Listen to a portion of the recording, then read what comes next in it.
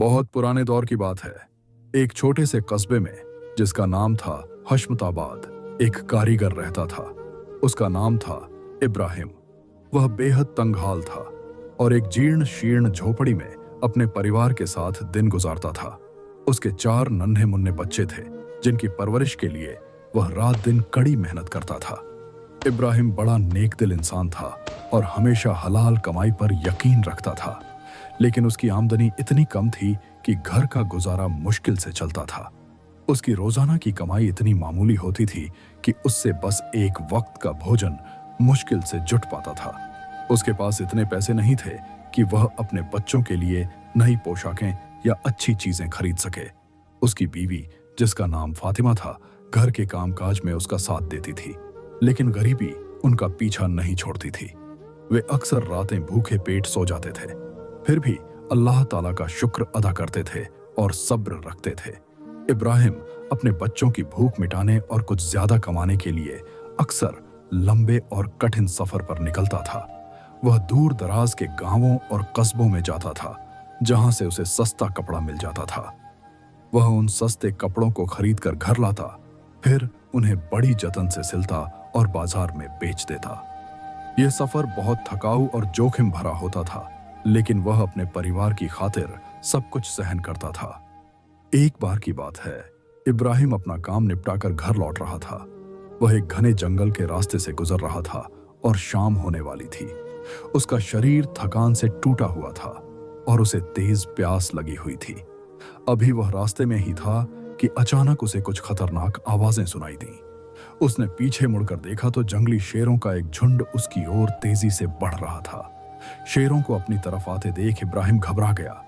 उसने चारों तरफ नजर दौड़ाई कि कोई सुरक्षित जगह मिल जाए जहां वह अपनी जान बचा सके।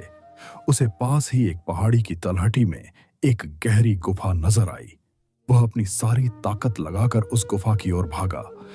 शेर उसके बिल्कुल करीब पहुंच चुके थे, लेकिन इब्राहिम समय पर गुफा में घुसने में कामयाब हो गया। जैसे ही वह गुफा में पहुंचा, उसने राहत की सांस ली, लेकिन तभी गुफा की गहराई से कुछ अजीब सी आवाजें आने लगीं। ऐसा लग रहा था जैसे कोई आपस में बातचीत कर रहा हो।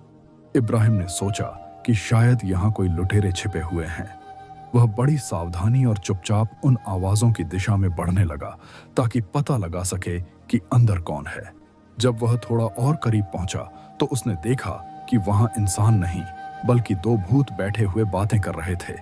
यह देखकर इब्राहिम के होश उड़ गए, लेकिन उसने हिम्मत नहीं हारी और एक चट्टान के पीछे छिपकर उनकी बातें सुनने लगा। एक भूत दूसरे से कह रहा था, क्या तुम्हें हमारे राजा के उस प्राचीन खजाने के बारे में पता है? वह इतना विशाल खजाना है कि कोई इंसान उसे कभी नहीं देख सकता। दूसरे भूत ने हैरानी से पूछा, आखिर इंसान उस खजाने तक क्यों नहीं पहुंच सकते? पहले भूत ने जवाब दिया, क्योंकि वह खजाना जादुई है और उसे देखने के लिए भूतों के राजा का विशेष परिधान और अंगूठी पहनना जरूरी है। उस परिधान और अंगूठी के बिना वह खजाना किसी को दिखाई नहीं देता। लेकिन अफसोस, वे चीजें अब यहाँ नहीं हैं, बल्कि वे एक इंसानी सुल्तान के महल में हैं। भूत ने आगे बताया कि वह जादुई परिधान और अंगूठी एक व्यापारी को संयोग से मिल गए थे, जिसने उन्हें साधारण सजावटी वस्तु समझकर सुल्तान को उपहार में दे दिया।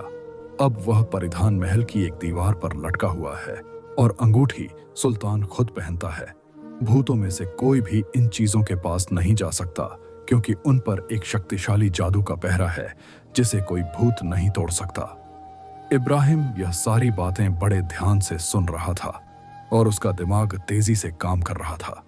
उसे लगा कि यह उसकी जिंदगी बदलने का सुनहरा अवसर हो सकता है। भूत ने यह भी बताया कि सुल्तान का इकलौता पुत्र बहुत बीमार है और उसका इलाज एक विशेष जादुई शीशी में कैद भूत के पास है। इब्राहिम ने फैसला कर लिया कि वह उस शीशी को ढूंढेगा और अपनी किस्मत संवारेगा। गुफा में छिपे इब्राहिम ने जब भूतों की सारी बातें सुन ली तो उसके दिल में उम्मीद की किरण जागी। उसे पता चल चुका था कि जादुई शीशी कहाँ मिल सकती है। भूतों ने बताया था कि वह शीशी एक नदी के किनारे एक अकेले हरे पेड़ के पास पानी में छिपी हुई है। इब्राहिम ने सोचा कि अगर वह उस शीशी को हासिल कर ले तो न सिर्फ राजकुमार का इलाज कर सकेगा, बल्कि अपनी गरीबी भी दूर कर सकेगा। जैसे ही दोनों भूत वहां से चले गए, इब्राहिम चुपचाप बाहर निकला। वह सीधे बाजार गया और अपनी बचत से मछली पकड़ने वाला एक बड़ा जाल खरीदा। अब उसका रुख उस नदी की ओर था जिसका जिक्र उन्होंने किया था। रास्ता लंबा और मुश्किल था, लेकिन अपने बच्चों के बेहतर कल का सपना उसे ताकत दे रहा था। वह थकान की परवाह किए बिना चलता रहा। कई घंटों के बाद वह नदी के तट पर पहुंचा। वहां की रेत चमक रही थी, लेकिन इब्राहिम की नजरें सिर्फ उस हरे पेड़ को तलाश रही थीं। आखिरकार उसे वह अकेला हरा पेड़ दिख गया जो तट के बिल्कुल करीब खड़ा था। इब्राहिम ने अल्लाह का नाम लिया और अपना जाल नदी की धारा में डाल दिया। पहली कुछ कोशिशों में जाल में सिर्फ मछलियां और झलकों भी आईं। वह थोड़ा निराश हुआ, लेकिन हार नहीं मानी। वह बार बार जाल फेंकता रहा। शाम होने वाली थी कि अचानक जाल बहुत भारी लगा। उसने पूरी शक्ति से जाल खींचा। जब जाल बाहर आया तो उसमें कई सीपियों से घिरी एक पुरानी शीशी थी। इब्राहिम का दिल जोरों से धड़कने लगा। उसने कांपते हाथों से शीशी साफ की और ढक्कन खोला। जैसे ही ढक्कन खुला, शीशी से काला धुआं निकला। देखते देखते वह धुआं एक डरावने और विशाल भूत की शक्ल में बदल गया। उसकी आंखें आग की तरह जल रही थीं और कद बहुत ऊंचा था। इब्राहिम उसे देखकर डर गया। भूत जोर से हंसा और गरजदार आवाज में बोला, ए इंसान, तूने मुझे कैद से मुक्त किया है, इसीलिए मैं तेरी सिर्फ एक इच्छा पूरी करूंगा, लेकिन उसके बाद तुझे मार डालूंगा। यह सुनकर इब्राहिम स्तब्ध रह गया और उसने न्याय की गुहार लगाई। भूत ने गुस्से में बताया कि उसे अवज्ञा के कारण शीशी में कैद किया गया था और उसने कसम खाई थी कि जो उसे मुक्त करेगा उसे मार देगा। इब्राहिम ने समझ लिया कि वह बड़ी मुसीबत में है, लेकिन उसने अपनी बुद्धि से काम लेने का फैसला किया। उसने हिम्मत जुटाकर कहा कि अगर मौत लिखी है तो वह तैयार है, लेकिन उसकी आखिरी इच्छा है कि भूत नदी की गहराई से वह चांदी की शीशी ले आए जिसमें सुल्तान के बीमार पुत्र की दवा है। भूत ने कहा कि यह उसके लिए आसान है और वह तुरंत लेकर आता है। पलक झपकते भूत नदी में गायब हो गया और कुछ देर में चांदी की शीशी लेकर लौट आया। इब्राहिम ने चालाकी से कहा कि वह विश्वास नहीं कर सकता कि इतना बड़ा भूत इस छोटी शीशी में समा सकता है। भूत को अपनी शक्ति पर घमंड था। वह तुरंत धुएं में बदला और शीशी में घुस गया। इब्राहिम ने फौरन ढक्कन बंद कर दिया और भूत फिर कैद हो गया। जब इब्राहिम ने चतुराई से उस खतरनाक भूत को दोबारा शीशी में बंद कर दिया तो उसने राहत की सांस ली। भूत शीशी में से चिल्ला रहा था और बाहर निकलने की भीख मांग रहा था, लेकिन इब्राहिम अब उसकी बातों में नहीं आने वाला था। उसने सोचा कि ऐसा क्रूर और शरारती भूत का आजाद रहना सबके लिए खतरा है। इसीलिए उसने शीशी को उठाया और पूरी ताकत से नदी के गहरे पानी में फेंक दिया। अब इब्राहिम के पास वह चांदी की शीशी थी जिसमें राजकुमार की बीमारी का जादुई इलाज था। उसने अल्लाह का शुक्र गुजारा और तेजी से सुल्तान के शहर की ओर रवाना हो गया। उसके दिल में नई आशा और साहस था। वह जानता था कि अगर राजकुमार स्वस्थ हो गया तो उसकी सारी गरीबी हमेशा के लिए खत्म हो सकती है। कई घंटों के सफर के बाद इब्राहिम शहर के विशाल और भव्य किले के द्वार पर पहुंचा। वहां तैनात सिपाहियों ने उसे रोका और आने का कारण पूछा।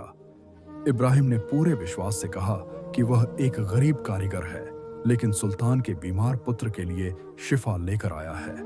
पहले सिपाही हंसे, लेकिन उसके आत्मविश्वास को देखकर उसे अंदर ले गए। जब इब्राहिम दरबार में पहुंचा तो सोने और कीमती पत्थरों की चमक से उसकी आंखें चौंधिया गईं। सुल्तान अपने सिंहासन पर उदास बैठा था। उसने इब्राहिम से कहा कि बड़े बड़े वैद्य और हकीम असफल हो चुके हैं, फिर एक साधारण कारीगर यह कैसे कर सकता है? यह असंभव लगता है। इब्राहिम ने सम्मान से सिर झुकाया और कहा कि जीवन और मृत्यु अल्लाह के हाथ में है। वह तो सिर्फ एक माध्यम है। उसके पास एक विशेष दवा है जिससे राजकुमार ठीक हो सकता है। सुल्तान ने सोचकर शर्त रखी कि अगर पुत्र ठीक हुआ तो इनाम मिलेगा और अगर असफल रहा तो सजा मौत होगी। इब्राहिम ने यह कड़ी शर्त स्वीकार कर ली। सुल्तान उसे राजकुमार के कक्ष में ले गया। राजकुमार बिस्तर पर निर्जीव पड़ा था। इब्राहिम ने सबको बाहर भेजा, दरवाजा बंद किया और चांदी की शीशी से जादुई जल निकालकर धीरे धीरे राजकुमार के शरीर पर लगाने लगा। जैसे ही जल शरीर से लगा, चमत्कार हो गया। राजकुमार के शरीर में हलचल हुई और उसका पीला चेहरा तरोताजा हो गया। कुछ ही पलों में उसने आंखें खोलीं और उठकर बैठ गया। वह पूरी तरह स्वस्थ हो चुका था। इब्राहिम ने दरवाजा खोला और सुल्तान को बुलाया। अपने पुत्र को स्वस्थ देख सुल्तान की खुशी की कोई सीमा न रही। उसने पुत्र को गले लगाया और इब्राहिम से कहा कि आज वह जो मांगे मिलेगा, आधा राज्य भी दे सकता है। इब्राहिम ने दीवार पर लटके पुराने परिधान और सुल्तान की उंगली में मौजूद अंगूठी की ओर इशारा किया और कहा कि उसे बस वही चाहिए।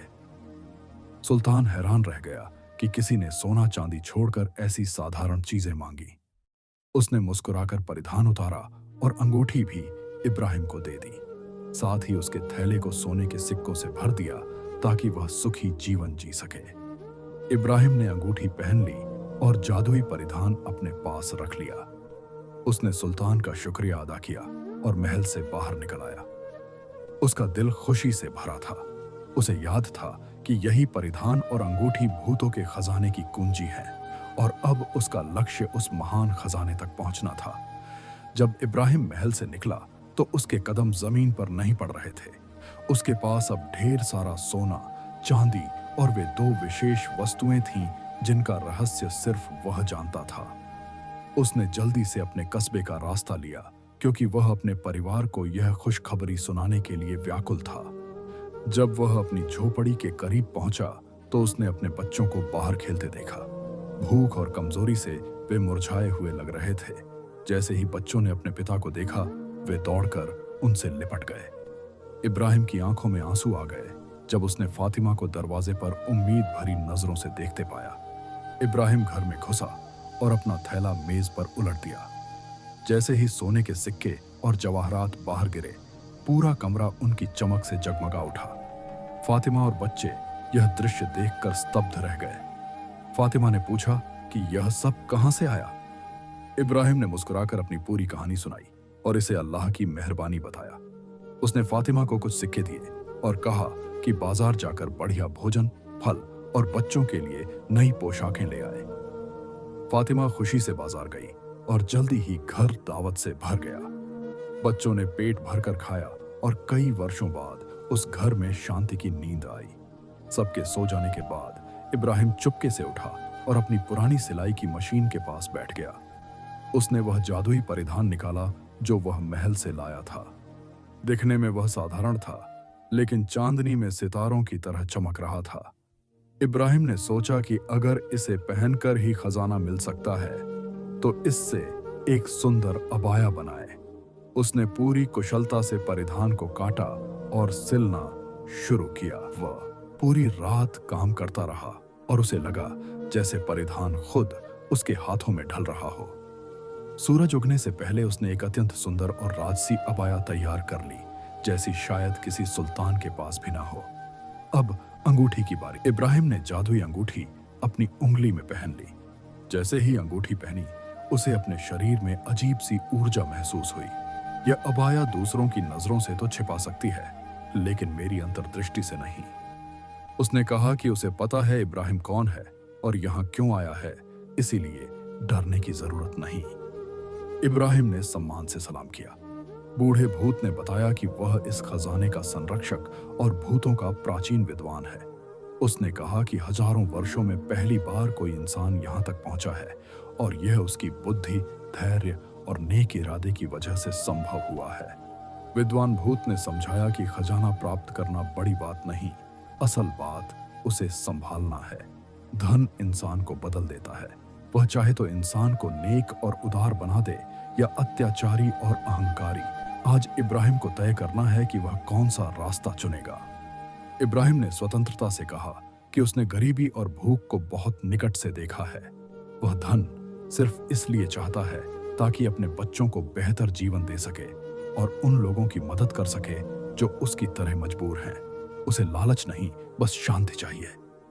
बूढ़ा भूत उसकी बात सुनकर प्रसन्न हुआ और बोला कि जो व्यक्ति शुक्र करता है, अल्लाह उसे और देता है।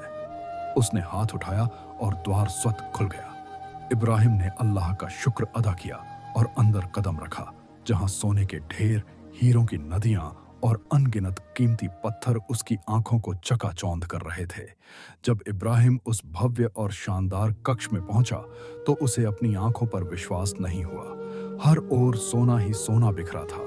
बड़े बड़े बर्तनों में लाल याकूत और हरे पन्ने भरे थे जो सितारों की तरह चमक रहे थे। उसे बूढ़े भूत की सलाह याद थी। उसने मन में सोचा कि उसे उतना ही खजाना लेना चाहिए जितना वह आसानी से उठा सके। उसने अपना पुराना थैला निकाला और बहुत संयम से उसमें सोने के सिक्के और कुछ कीमती जवाहरात रखने लगा। उसके दिल में जरा भी लालच नहीं था कि सब कुछ समेट ले। जब थैला भर गया तो उसने बाहर निकलने का निर्णय किया। जैसे ही वह मुड़ा उसे लगा मानो जवाहरात उसे पुकार रहे हों, लेकिन उसने नजरें झुका लीं और सीधा बूढ़े भूत के पास पहुंच गया। विद्वान भूत उसे देखकर मुस्कुराया और बोला कि तुम वाकई नेक इंसान हो। बहुत से लोग यहाँ आकर लालच में अपनी जान गंवा देते हैं। बूढ़े भूत ने उसे आशीर्वाद दिया और कहा कि उसकी नीयत साफ है, इसीलिए यह धन उसके लिए बरकत बनेगा। उसने कहा कि अब अंगूठी पर हाथ रखो और अपने घर का कल्पना करो। इब्राहिम ने आंखें बंद की और अपने बच्चों के चेहरे याद किए। उसे एक पल के लिए चक्कर सा आया और फिर सब शांत हो गया। जब उसने आंखें खोली तो वह अपनी उसी पुरानी झोपड़ी में था। फातिमा और बच्चे सामने सो रहे थे। इब्राहिम ने सजदा किया और अल्लाह का शुक्र गुजारा, फिर भारी थैले को सुरक्षित जगह पर रख दिया। अब उसके पास इतना धन था कि वह पूरे कस्बे की गरीबी दूर कर सकता था। अगली सुबह इब्राहिम ने अपने और बच्चों के लिए एक बड़ा और सुंदर महल बनवाने का इरादा किया। उसने सर्वश्रेष्ठ वास्तुकारों और कारीगरों को बुलाया और कम समय में एक आलीशान महल तैयार हो गया। उसके बागों में रंग बिरंगे फूल और मीठे फलों के पेड़ थे और इब्राहिम की जिंदगी पूरी तरह बदल चुकी थी। महल में रहने के बाद उसने सबसे पहले एक बड़ा दस्तरख्वान लगवाया। उसने घोषणा कर दी कि कस्बे का कोई गरीब या यात्री भूखा नहीं रहेगा। वह रोज सैकड़ों लोगों को भोजन कराता और उनकी सहायता करता। लोग उसकी उदारता की मिसालें देने लगे। उसने कभी अपने पुराने दिन नहीं भुलाए और अक्सर अपनी पुरानी सिलाई मशीन देखकर बच्चों को मेहनत और अल्लाह पर भरोसे का पाठ पढ़ाता था। जब उसकी प्रसिद्धि फिर से सुल्तान तक पहुंची तो सुल्तान ने उसे दरबार में बुलाया और राज्य का सबसे सम्मानित नागरिक होने का खिताब दिया। तो प्यारे मित्रों, इस कहानी से हमें यह सीख मिलती है कि इंसान कितना ही दरिद्र क्यों न हो, उसे कभी हिम्मत नहीं हारनी चाहिए। कड़ी मेहनत, बुद्धिमत्ता और अल्लाह पर पूर्ण विश्वास ही वे कुंजियां हैं जो सफलता के बंद द्वार खोल देती हैं। अगर कहानी पसंद आई हो तो लाइक जरूर करें और एक प्यारा सा कमेंट भी छोड़ें। इंशाल्लाह फिर मिलेंगे एक नई कहानी के साथ। तब तक के लिए अल्लाह हाफिज।